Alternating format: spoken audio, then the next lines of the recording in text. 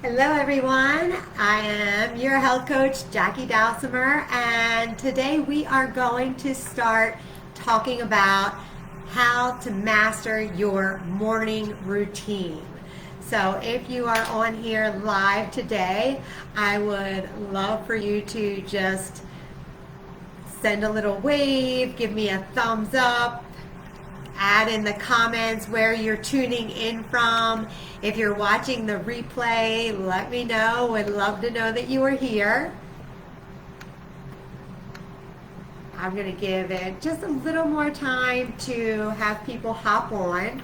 So this is my first event that I've done online, and I'm super excited to bring you this little mini webinar. So let's see. I'm doing this from my computer too, which is different than I usually do it from my phone. Oh, hey Joy, I see you. Yay. All right, guys, so let me just tell you how to master your morning routine. And the fact that I am here live on an online event talking about your morning routine is amazing, because up until about 4 or 5 years ago, my morning was a shit show. Like, it was crazy. I mean, to give you a little history, when I went to college, I scheduled all my classes for afternoon and evenings because I didn't want to get up early in the morning. That came to a halt when I got into my teaching program, and classes were at 8 o'clock in the morning. But even then, I just basically woke up at the very last second after hitting snooze 5 to 10 times, jumping out of bed, running late, looking for my keys, my wallet, my phone, like what was I going to wear? It was just a mess. And I really, I had done that all my life, so I figured it was just fine. But then about 4 years ago, I started doing a little research because I wanted to get out of this stuck place that I was in. And I heard, basically, if there's something that you want or something you want to be, you find that person that already has it, and you find out what their habits are, and you replicate those habits. Okay, so what I started doing was researching performance or habits of high performers. Okay, there are lots of books out there on this, but there was one thing that they all just kept talking about, and that was a morning routine. Okay, so I think that The Miracle Morning was one of the first books that I really read, and this is the one that The Miracle Morning, the not so obvious secret guaranteed to transform your life by 8 a.m. by Hal Elroy. So, wow. To me, that was pretty powerful. Like, I'm going to transform my life before 8 a.m., whatever. All right, so, I read that, and they talk about all the things that you should do in this miracle morning, like have your breakfast, get a little bit of motion in, do some journaling.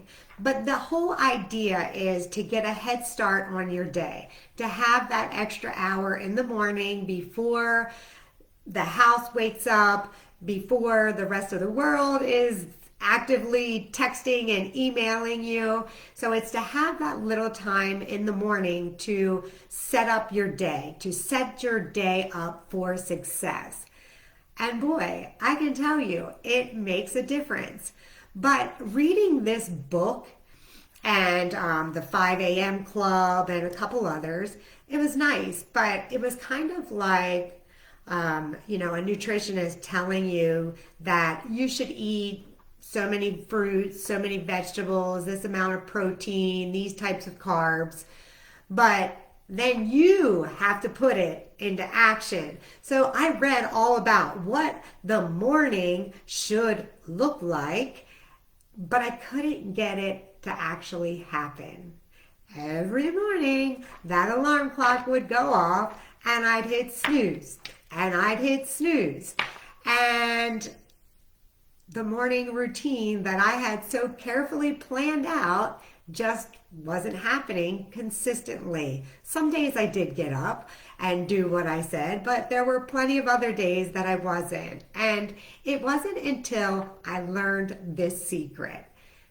In order to implement a morning routine, it is super important that you have a nighttime routine.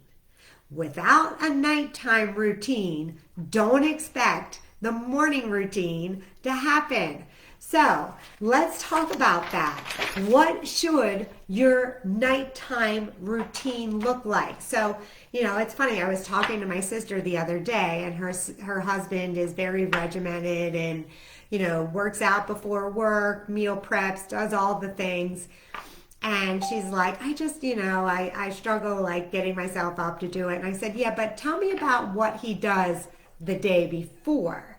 And she was like, oh, well, let me tell you about his routine. So it really starts the night before. The night before you prepare for that morning. So if you don't prepare, then it's probably not going to happen. So the first thing I want to teach you is called 5, 4, 3, 2, 1. Okay, what is 5, 4, 3, 2, 1? Basically, this is a way to set up a successful night of sleep.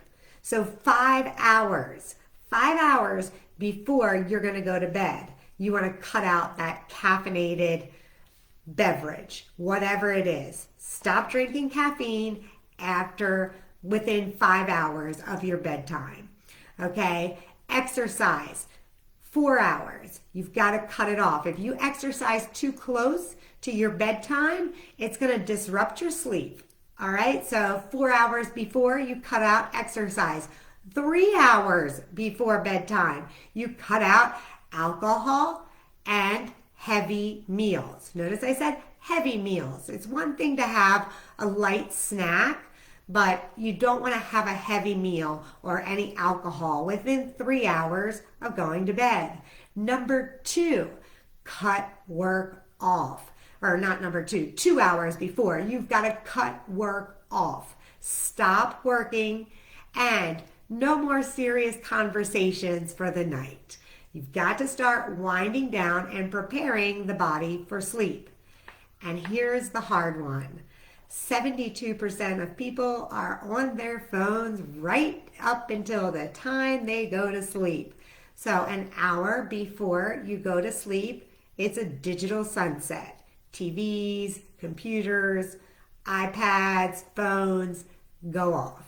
All right, so there's your 5, 4, 3, 2, 1 to help you improve the quality of your sleep, which is going to make it easier to get up in the morning. Okay, the other thing that you want to do is commit to 7 to 8 hours of sleep. If you're trying to implement a morning routine on 3, 4 hours of sleep, it's probably not going to happen. So this one is going to tie into the third one, and that is set your alarm clock for the time that you absolutely have to get out of bed. Okay, so don't set it with the intention like, oh, well, if I set it for this time, then I can hit snooze this many times. No, you've got to get super intentional with your time. So set the alarm clock for the time that you absolutely have to get out of bed to make it happen. So that when that alarm clock goes off, you get up and you make it happen. All right, when is that time? First of all, you want to make sure your bedtime is 7 to 8 hours prior to that. And then, so whatever time you know you have to get out of bed, you're going to backtrack 7 to 8 hours so you can get that 7 to 8 hours of sleep. And then you set that alarm clock. And it's really important to set that alarm clock. Hey, Amy. Hey, Donna and Renee and Tamara. So you set that alarm clock. And by setting that alarm clock and getting up when it goes off, that's huge. That builds your self-efficacy. When you set something and you say you're going to do something and you don't do it, you're breaking trust with yourself. And that leads to negative self-talk, negative feelings. So you set that alarm clock and you get up and you make it happen.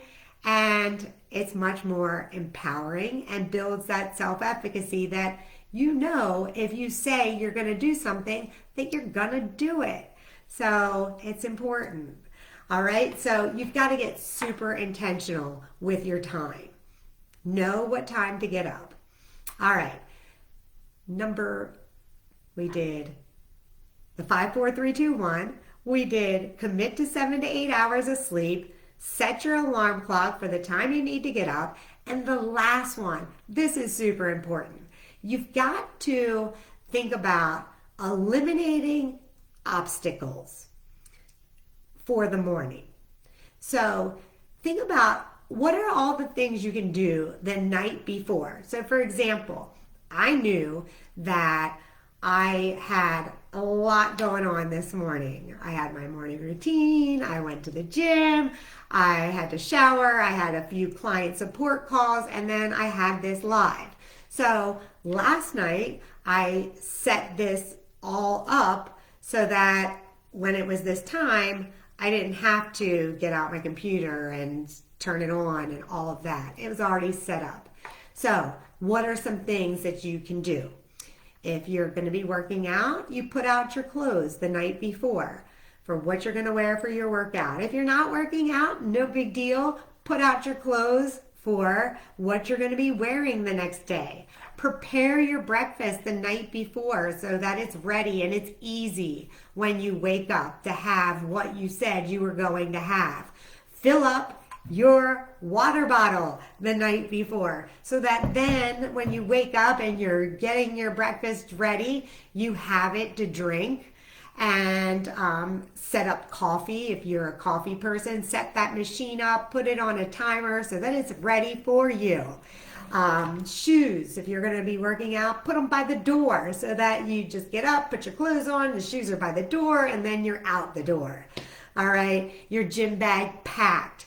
If you're going to be working out at home, I put my yoga mat out on the floor and my foam roller. And if I'm going to be using weights, that's set out the night before so that I don't have to do these things in the morning. So the more you can minimize the choices you'll be making in the morning or eliminating obstacles for the morning, the more likely it is that it's going to happen.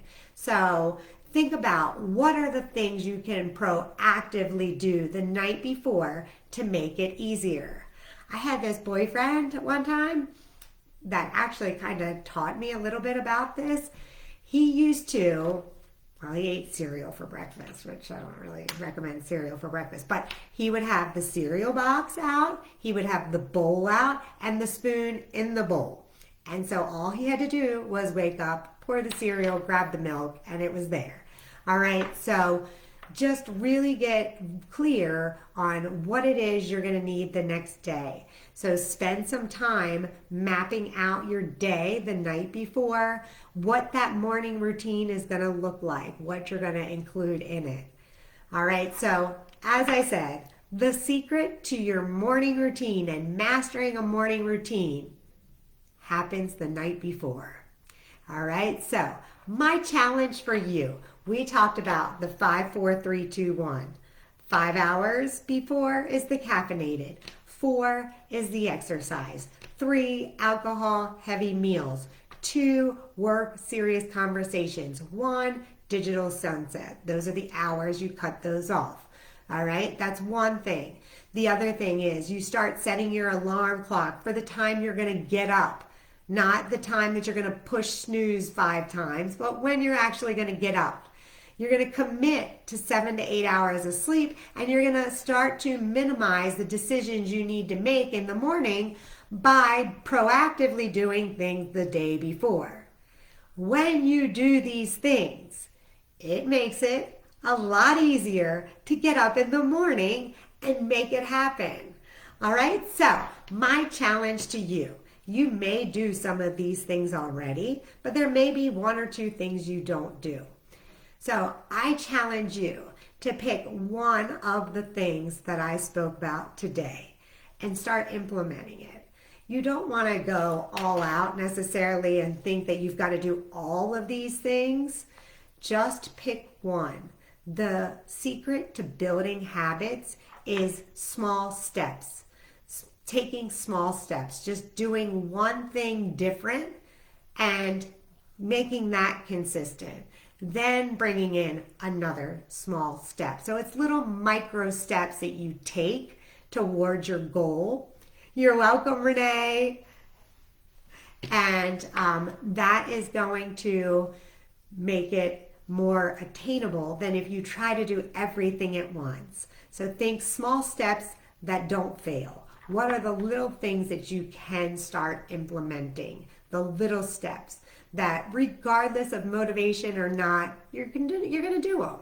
All right, so pick one, whether it's the 5, 4, 3, 2, 1 you're gonna work on, whether it's that alarm clock, whether it's committing to 7 to 8 hours of sleep, or really thinking about how to eliminate the obstacles. So now I am going to wrap it up, and let's see, you are welcome, Amy. So please tell me if there's any questions, pop them in the chat and I can answer those for you. If you are doing the the replay of this, then just let me know in the chat that you're doing the replay and I will be checking the comments. All right, yay, Joy, good job taking notes, girl. And yes, Renee, you did too. So awesome. All right, ladies and gentlemen, if any are on here, thank you so much for joining me on my very first online event. And I look forward to bringing you more of these. So stay tuned. And please, please, in the comments below, if there is something you would love to hear me ramble on about, I'm here. So drop it in the comments. And that could be my next online event. All right, guys. Hope you have a wonderful day. Love you, Donna. And remember, every choice you make gets you closer to your goals or further away. The choice is yours, so choose wisely. Peace.